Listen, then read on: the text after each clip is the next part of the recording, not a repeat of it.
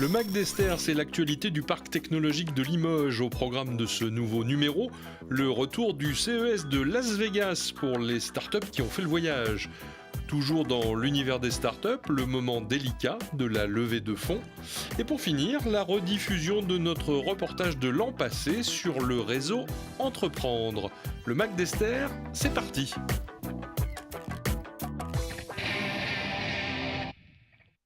Huit entreprises limousines étaient au rendez-vous du CES à Las Vegas en janvier dernier. La délégation Nouvelle-Aquitaine en comptait 35. Pour exposer au CES, il faut être accepté par le CTA, qui est l'association qui accrédite les entreprises au CES. Du coup, la Nouvelle-Aquitaine a voulu mobiliser, jouer collectif et proposer un stand collectif sur le Reka Park pour les startups exposantes sur cet espace. Et après, s'est appuyé sur différentes structures, dont l'Elliptique sur le territoire limousin, pour pouvoir mener à bien cette opération et mobiliser le maximum de startups. Le CES, c'est le salon de l'auto ou le salon de l'agriculture, mais pour les entreprises de l'électronique avec une forte densité de start-up. Chez EcoUp, ce que nous faisons, c'est développer des capteurs de pollution de manière générale. Alors, nous sommes une jeune start-up, donc notre premier capteur, c'est un détecteur de radioactivité. Le CES, c'est le plus gros salon d'électronique destiné aux consommateurs. C'est vraiment là où tous les intervenants du milieu vont se rencontrer. Donc si on n'y va pas, déjà, nous, on ne les rencontre pas.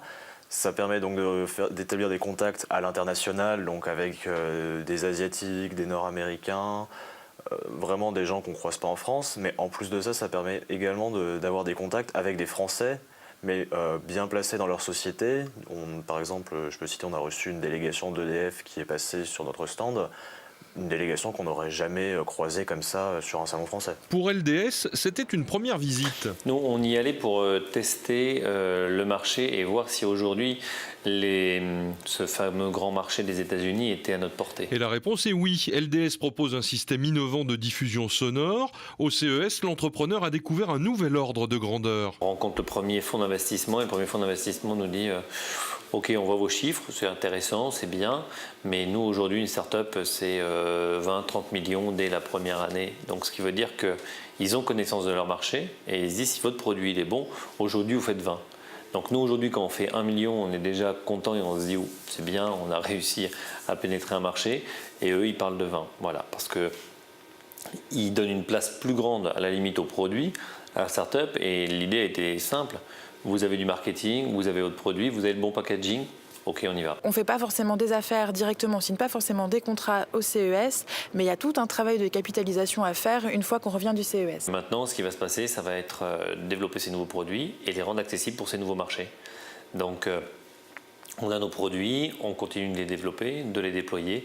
Et là, on sort de réunion justement sur quels sont les salons que nous allons faire en France pour pouvoir après aller plus loin. Idée Vitae, c'est le carnet de santé dématérialisé pour un accès rapide des secours aux données médicales du porteur. Quand on a été sélectionné, ça a vraiment été une énorme surprise.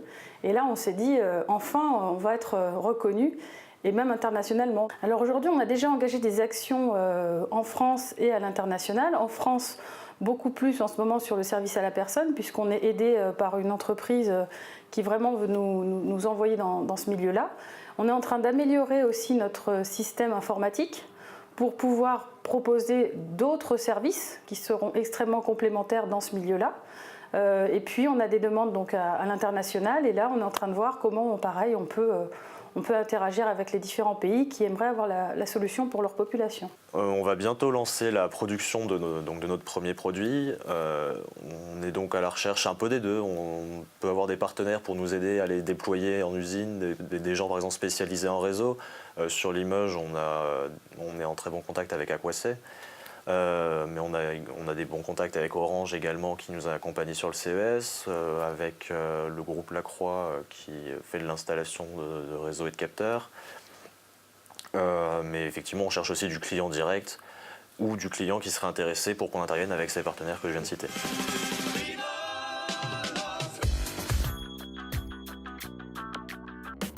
tout cas est particulier.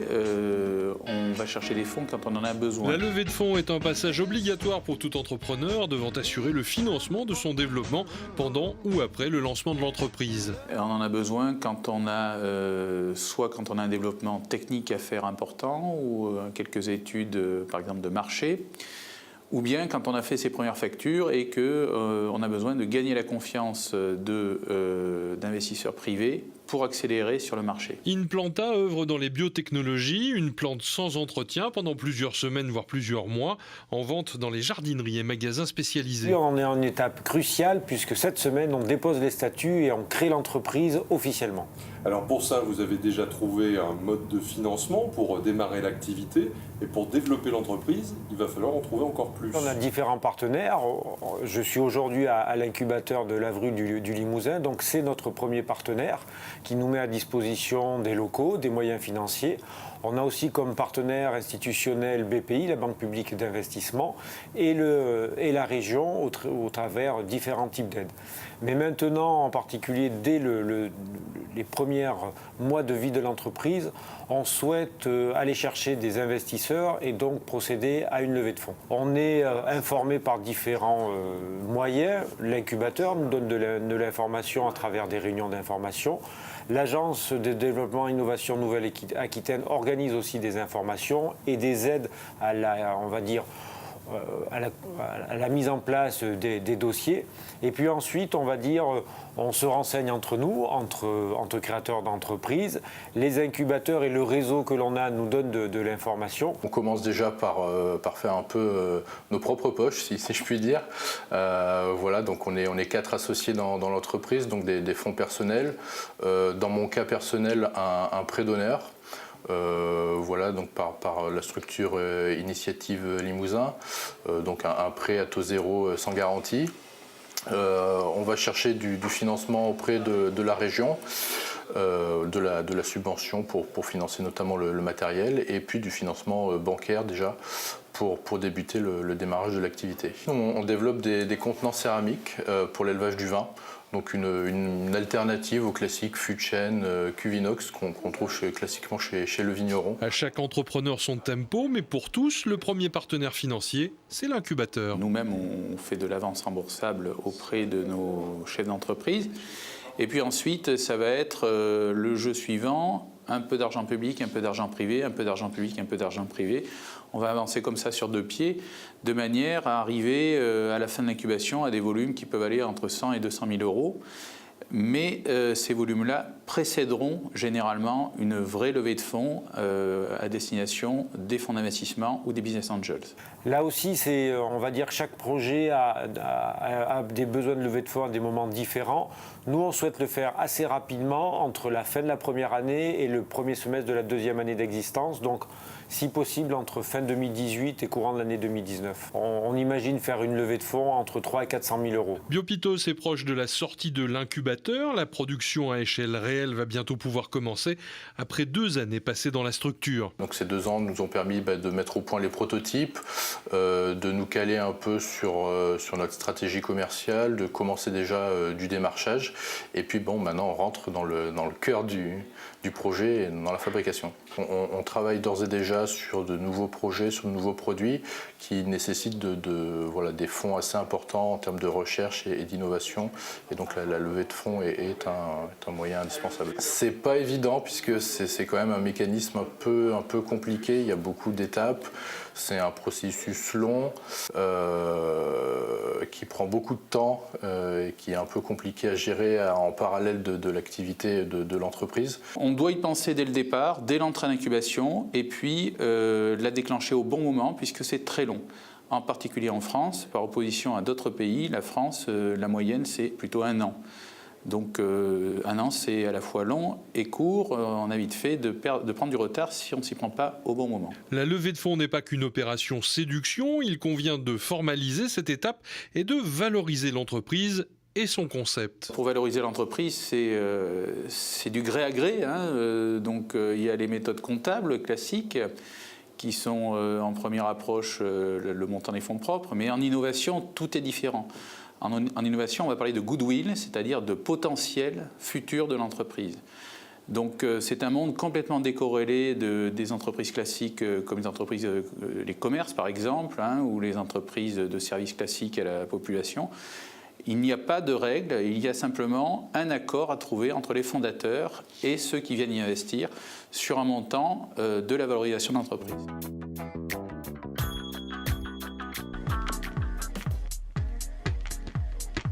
Au cœur de la Technopole Esther, Réseau Entreprendre propose un accompagnement aux créateurs ou repreneurs d'entreprises.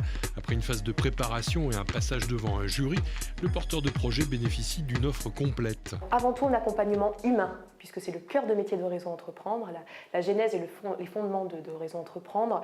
Avant tout, un accompagnement donc, par un chef d'entreprise qui fait bénéficier de son expérience et de son savoir-faire bénévolement pendant une durée de 2 ou 3 ans, gratuitement auprès du porteur de projet. Donc ça, c'est la priorité et le cœur de notre action.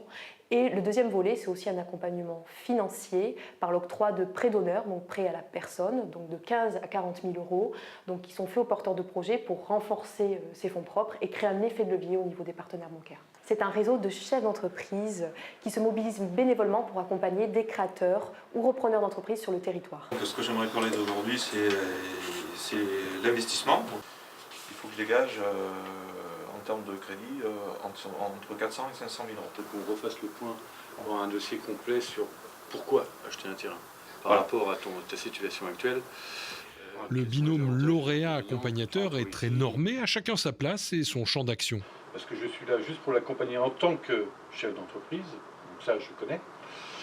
Non pas dans le BTP, mais le métier je le connais depuis quelques années maintenant. Et pour lui apporter un regard bienveillant. Je ne suis pas là pour prendre des décisions à sa place. S'il veut aller dans le mur et que j'ai beau le prévenir, et s'il veut aller dans le mur, il ira. C'est sa responsabilité. Ça rassure énormément. C'est un métier que je connaissais via les différentes entreprises que j'ai fait avant. Et c'était aussi un portefeuille client. Il ne faut pas se leurrer. On ne peut pas s'engager dans une reprise d'entreprise si on n'a pas déjà le lien au minimum avec certains donneurs d'ordre. Un accompagnateur du réseau Entreprendre, ça sert à baliser le terrain. C'est-à-dire éviter aux lauréats du réseau de se prendre les pieds dans le tapis, des tapis qui sont tous connus, qu'on a tous plus ou moins rencontrés, et d'éviter tous ces écueils. Et bien sûr, l'aider aussi sur la gestion avec l'apport de certains nombres d'outils qui lui permettent de bien maîtriser sa gestion de l'entreprise. Il peut m'aider à rompre l'isolement. Si par exemple j'ai des difficultés sur n'importe quel sujet, il est là pour m'aider. Si ça ne suffit pas, on a encore Réseau Entreprendre, on a encore des contacts justement pour pouvoir élargir le champ d'action. Pour certains, l'appui de Réseau Entreprendre est déterminant. Il apporte une marque, une méthodologie et une garantie. Mon parcours il est assez atypique. Donc, j'ai commencé à travailler à 15 ans avec un CAP charcutier.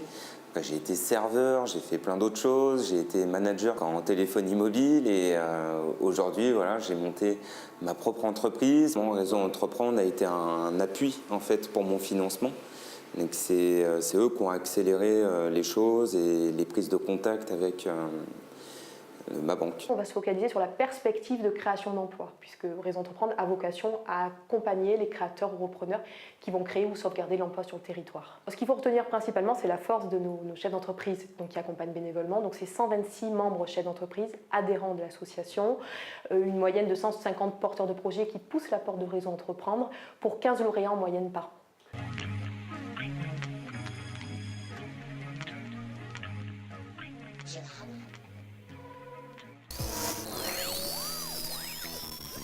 Le Mac d'Esther, c'est terminé. Rendez-vous dans un mois.